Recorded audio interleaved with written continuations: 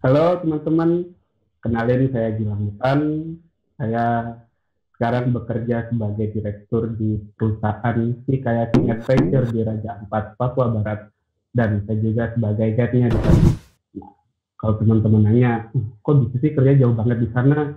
Nah, jadi ini berkaitan sama kegiatan saya dulu waktu masih kuliah, yang kebetulan saya berkecimpung di dunia mahasiswa cinta alam namanya MPA Jantung Salaka di Universitas di Jepang, yang ternyata ketika setelah saya selesai lulus kuliah, kemudian saya bekerja di perusahaan yang bekerja sama dengan perusahaan luar negeri yang banyak mendatangkan tamu-tamu mancanegara. Di situlah saya sadar bahwa ternyata kegiatan kita ketika kuliah, terutama di bidang outdoor activities di MAPAL ini sendiri, banyak banget nih yang kaitannya dengan dunia pekerjaan, dan itu profesional, kemudian dibayar yang duitnya not bad.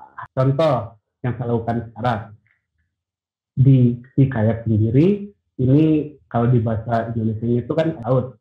Nah, jadi yang biasanya kita kalau di kampus mungkin kita kayaknya di sungai, di whitewater, di jeram-jeram besar. Sekarang kita mainnya di laut yang lebih gede, pemandangannya lebih berbeda, dan tentu saja humidity atau kelembapannya berbeda, dan tentu saja orang-orang biasanya berbeda. Ada yang orang agamanya di kayak, ada orang yang agamanya di whitewater, banyak macam. Kemudian di luar kegiatan arum jeram atau kayak itu sendiri, misalnya di dunia panjat tebing nih, kita belajar tali temali, kemudian teknik single top teknik, panjat tebing, dan kawan-kawan. Ternyata di dunia pekerjaan sendiri yang biasanya bekerja di ketinggian, contoh kayak di tower, di gedung yang kuat, butuh pengalaman dan skill buat main tali, kebiasaan, dan segala macam yang kalau teman-teman nanya, pasti duitnya gede apa nggak gede.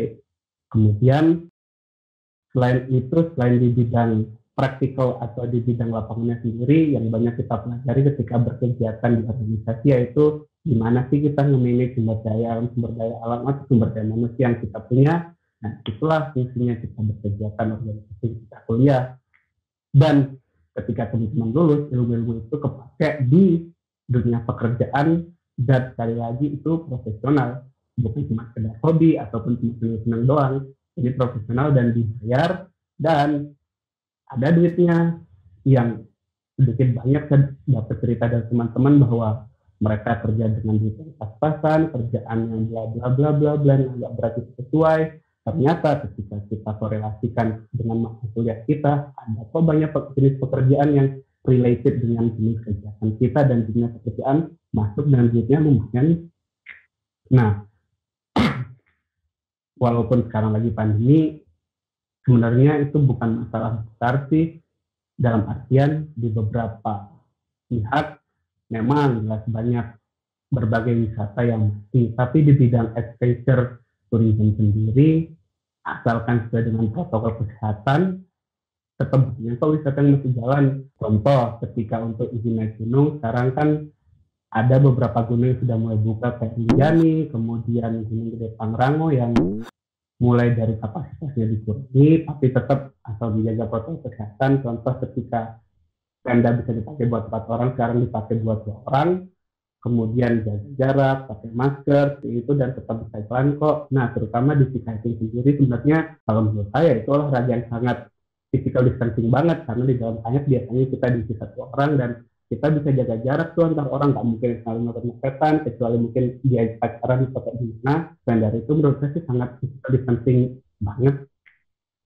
Nah, kemudian berkaitan dengan pariwisata itu sendiri, di zaman sekarang banyak pekerja-pekerja yang secara profesional dibayar dan bisa hidup berkelanjutan dengan pekerjaan seperti itu. Contohnya yang paling umum dilihat adalah mendaki gunung, dan kita menjadi guide-nya atau pemandunya, yang di Indonesia sendiri sudah ada asosiasinya, yaitu APGI, Asosiasi Pemandu Gunung Indonesia, dan itu legal dalam artian itu ada sertifikasinya kalau teman-teman mau, dan itu ada komunitasnya, itu ada lembaganya, dan itu menghasilkan duit yang menurut saya cukup sih.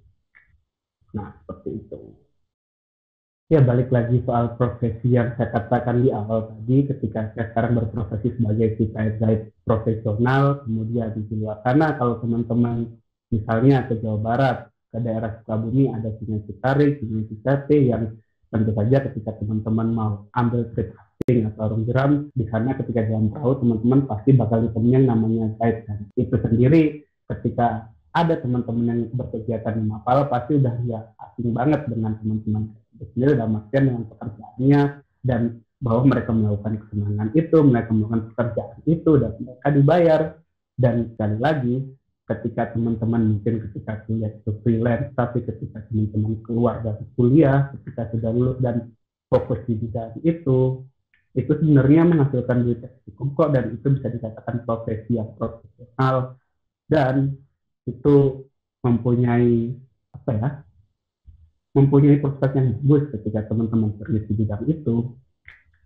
Dan salah satu yang pekerjaan dengan berkaitan itu seperti resiko asesor menjadi dalam beberapa aspek, seperti resiko di bidang lingkungan hidup atau resiko di bidang kegiatan outdoor yang tentunya tinggi. Teman-teman juga bisa bagian di bidang pekerjaan seperti itu. Dan kemudian ketika kita melihat secara global, di luar negeri banyak banget orang-orang yang fokus berkegiatan menjadi pro di bidang kegiatan outdoor, seperti misalnya contoh di US banyak teman-teman saya yang mungkin mereka homeschooling atau mereka ketika kuliahnya mengambil outdoor activity sebagai jurusannya di beberapa kampus outdoor, dan hasilnya mereka bisa berkegiatan menghasilkan duit yang bagus, dan mereka juga expert di bidang itu. Dan itu nggak menutup kemungkinan di Indonesia kita bisa membangun, kita bisa establish sebuah budaya yang mengedepankan bahwa outdoor activity bisa kita hidup dari sini, kita juga punya yang bagus. Dan itu sebenarnya mungkin aja ketika ada sebuah simbiosis, ada sebuah ekosistem yang kita bangun, karena semakin banyak orang berkegiatan di bidang itu, maka semakin banyak orang yang berpikir di situ, dan sudah jelas ujung-ujungnya kita membicarakan soal kesejahteraan hidup, dan pasti at the end of the day orang bakal mencoba mencari cara bisa bertahan di hidup itu. Nah, kemudian di luar negeri sendiri sedikit banyak kalau kita berbicara soal outdoor activity, alatnya dan kultur sendiri sudah beda. Contoh ketika di Indonesia kita mau manjat di tebing, kita bisa menggunakan cuma celana aja. Banyak banget pasti teman-teman lihat orang manjat cuma modal celana pendek doang, kadang nggak pakai baju. Sedangkan kalau di luar negeri, mereka kadang harus manjat di summer, atau di winter, atau di fall. Itu tentu saja pakainya beda-beda. Nggak mungkin kan ketika kita di Indonesia cuma punya musim kalau nggak hujan, ya kering, kita bisa pakai cuma celana pendek, celana baju pendek doang. Sedangkan di sana ketika mereka mau manjat, di winter mereka cuma pakai celana pendek doang, mati dia pasti. Nah, itulah sebenarnya sedikit banyak perbedaan di bidang panjat tebing atau di bidang ski kayaking. Kita dengan cuaca yang seperti ini yang mayoritas panas, kita bisa cuma ngarung pakai baju lengan panjang, nggak perlu yang UPF 50, atau bahkan beberapa teman pakai lengan pendek doang, celana pendek, nggak sepatu, ada yang cuma pakai sepatu sendal. Nah, kalau di luar negeri ketika winter, contoh teman-teman itu banyak dari Skandinavia, dari Swedia ataupun Norwegia, mereka ketika winter kalau cuma menggunakan pakaian seperti yang mereka gunakan ketika ngedari di Indonesia, mereka pasti bakal beku karena cuacanya kadang minus, dan atau malah seringnya minus. Sehingga di luar negeri mereka menggunakan yang namanya wetsuit, kemudian bahannya dari neoprene 1-3 mm yang sangat amat membantu menghangatkan badan. Dan saya pernah menggunakan wetsuit itu sendiri ketika ngedayung di Raja Ampat ketika saya kerja, dan rasanya seperti sauna. Dan sebenarnya sedikit banyak itu sebuah keunggulan sih buat negara kita, bahwa di negara tropis kita nggak terlalu banyak banget kebutuhan untuk pakaian atau gear atau alat-alatnya seperti itu. Dan kemudian yang saya sangat memandang oke banget orang-orang luar negeri ini, mereka kesadaran lingkungannya tinggi banget. Contoh ketika banyak tamu yang datang dan mereka membawa sunscreen mereka sendiri. Ketika saya menawarkan sunscreen, mungkin beberapa teman tahu pasti produk Indonesia sunscreennya apa, nanti pasti sinar itulah. Nah, ketika saya tawarin, ini saya mau pakai punya nggak? Itu nggak aman buat gue. Nah, maksudnya gimana? Di beberapa negara ternyata salah satunya yang sangat gencar banget, yang mempunyai wisatawan sangat banyak, di Hawaii. Mereka adalah negara state atau negara bagian di US yang sudah sangat amat melarang penggunaan sunscreen yang bahannya mengandung beberapa bahan kimia, dan ketika kamu mau nyemplung atau kita mau nyemplung di Hawaii, di pantainya atau di lingkungan yang ada airnya, kita harus menggunakan yang ada logonya Marine Life atau yang safe coral yang semacam itu, karena ternyata berdasarkan penelitian beberapa ekosistem atau banyak ekosistem di perairan Hawaii itu sendiri rusak atau mati karena gangguan dari sunscreen itu sendiri.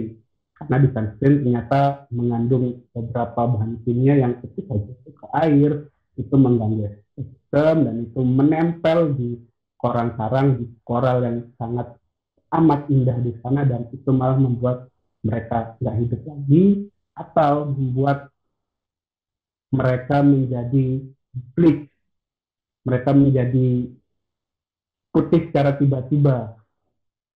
Nah, itu yang sebenarnya sedikit banyak saya baru tahu dari teman-teman yang datang dari luar, dan ketika mereka mengatakan itu kepada saya bahwa itu ternyata kita perlu kok, kita sangat perlu menurut saya kita memulai budaya seperti itu, karena nggak mau dong kita misalnya di Raja Ampat yang koralnya keren banget, yang segitiga koral di dunia, ternyata setelah semakin banyak wisatawan yang datang, semakin masifnya orang-orang datang, mereka nggak memperhatikan soal penggunaan sunscreen, soal sustainable environment, dan itu mah membuat oke, bukan sekarang karena efek soal lingkungan ini pasti dan panjang, mungkin 10-15 tahun lagi Raja Ampat yang sekarang dibanding Raja Ampat 10-15 tahun lagi masih jauh bedanya, karena 10-15 tahun lagi sudah tercemar oleh penggunaan cairan inti matahari kita yang memang sebenarnya di beberapa kondisi cahaya matahari terlalu panas sehingga kita butuh sunscreen, tapi untuk kebaikan bersama, kebaikan lingkungan, karena kita nggak cuma hidup sendiri, sepertinya kita sedikit banyak perlu sadar bahwa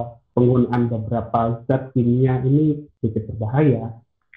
Kemudian penggunaan plastik yang berlebihan, sangat banyak kasus di dunia yang kita menemukan banyak binatang atau megafauna yang makan makanan dari plastik itu sendiri. Contoh, ketika Mei 2009 ada lumba-lumba di Florida yang mati dan ternyata di perutnya ditemukan berbagai macam plastik. Kemudian November 2018 paus sperma ditemukan mati di perairan Wakatobi di Sulawesi Tenggara, dan itu menandakan bahwa lingkungan kita sudah tidak sehat karena ternyata banyak mikroplastik yang bergelimpangan di lautan kita, dan itu menjadi bahan makanan dari fauna-fauna ini. Kemudian yang berkaitan dengan sunscreen tadi, di beberapa media, contohnya Washington Post, di CNN atau di Guardian, mereka sudah gencar mempromosikan tentang penggunaan coral safe sunscreen buat kita berkegiatan lingkungan, dan di National Library of Medicine di Amerika, mereka juga sudah menerbitkan beberapa paper soal